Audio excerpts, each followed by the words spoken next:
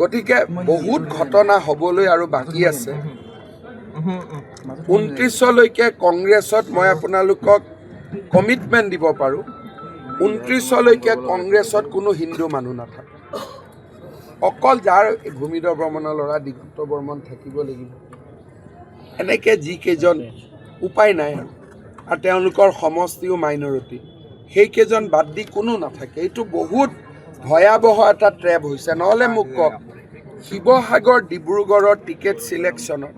ৰেকিবুদ্দিন আহমেদ আসিফ নজৰ আব্দুল ৰহিমক পঠাই নেকি তাৰমানে আৰু এই তিনিজনেই ৰকিবুল হুছেইনৰ মানুহ বহুতে কয় এইবিলাক মোৰ লগত সম্পৰ্ক আছে এইবিলাক চব ৰকিবুল হুছেইনৰ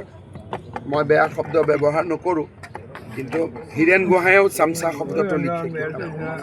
গতিকে শব্দটো একেবাৰে অগণতান্ত্ৰিক বুলি ক'ব নোৱাৰে কাৰণ হীৰেণ গোহাঁয়েও লিখে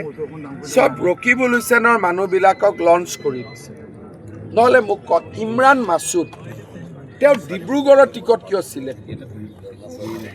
ইমৰান মাছুদ যদি মই কংগ্ৰেছ থকা দিনত আহিলেহেঁতেন তেওঁ ধুবুৰীত গ'লহেঁতেন